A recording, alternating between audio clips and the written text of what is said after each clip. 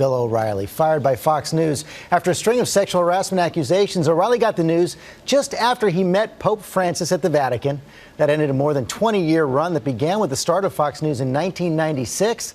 The O'Reilly Factor has been a cash cow for Fox, a top-rated show in cable news for 16 years, but advertisers abandoned the show after the New York Times reported that O'Reilly paid settlements to 5 women accusing him of inappropriate behavior. ABC's Rebecca Jarvis at Fox News headquarters with all the latest. Good morning, Rebecca. And good morning to you, George. And executives here at Fox News reportedly spent all day Wednesday in back-to-back meetings deciding the fate of Bill O'Reilly, the network's top star, his show, its top performer. And after a deep review and consultation with attorneys, they ultimately decided to terminate their biggest star. Again, thanks for watching us tonight. I am Bill O'Reilly. Overnight, the show known for 20 years as The O'Reilly Factor hit the air with a new title, Just the Factor. It is the end of an era here at the Fox News Channel. As we mentioned earlier, Bill O'Reilly is leaving this chair and this network after more than 20 years. Just hours earlier, 21st Century Fox announcing nearly 3 weeks after growing allegations surfaced about the star regarding sexual harassment and mistreatment that it is severing ties with O'Reilly, saying after a thorough and careful review of the allegations, the company and Bill O'Reilly have agreed that Bill O'Reilly will not be returning to the Fox News Channel. Caution, you are about to enter the no spin zone. The Factor begins right now.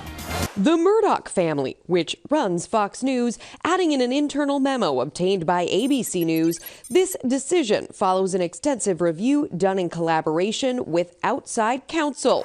O'Reilly, who just hours before the announcement was photographed on vacation, shaking hands with the Pope, releasing his own statement, saying it is tremendously disheartening that we part ways due to completely unfounded claims. Civil war in Congress. That is the subject of this evening's Talking Points memo. For 16 years, O'Reilly's show was the #1 program on cable news, bringing in hundreds of millions of dollars annually.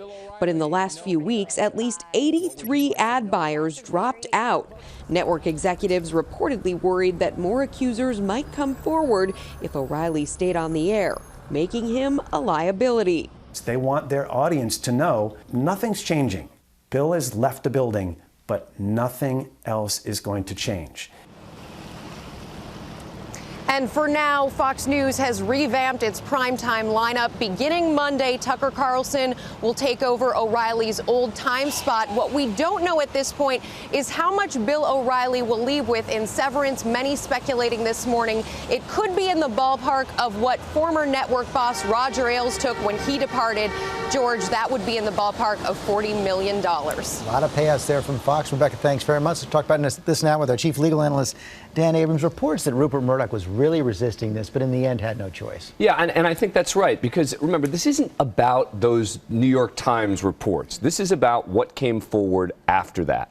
And I think they were in a spot where, with the number of allegations, with Paul Weiss investigating, with them handing this to 21st Century Fox and saying, here's what we've amassed, that they may have felt that they had no choice. Now, remember, this isn't in a vacuum. But they were losing business. But I don't believe it was about the advertisers. I really don't. I mean, do I think that that was relevant? Yes. Do I think that was the ultimate reason that this happened? No. I think that they had promised a changed culture in the wake of Roger Ailes. Roger Ailes was an even more seismic event, in my view, than Bill O'Reilly. He created Fox News. He led Fox News. He led the culture at Fox News. When Roger Ailes was ousted, it changed everything there.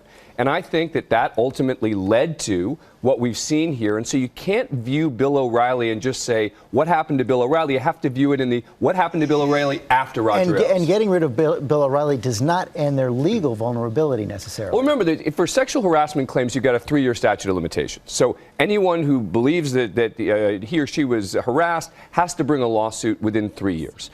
So I think that the vulnerability is going to be somewhat limited there in terms of the time frame. But I think that this is more a PR issue. When I say PR, it's also internal. you've also got all the employees there.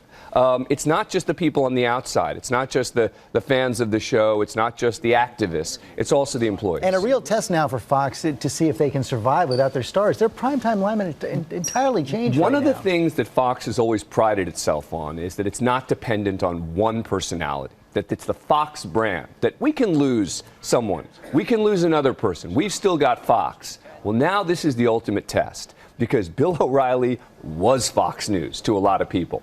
And when you lose Bill O'Reilly, now you're going to test it. But look, they've got a new team in there, and I think that you're going to be, I think people who say Fox is done don't understand Fox. Dan Abrams, thanks very much.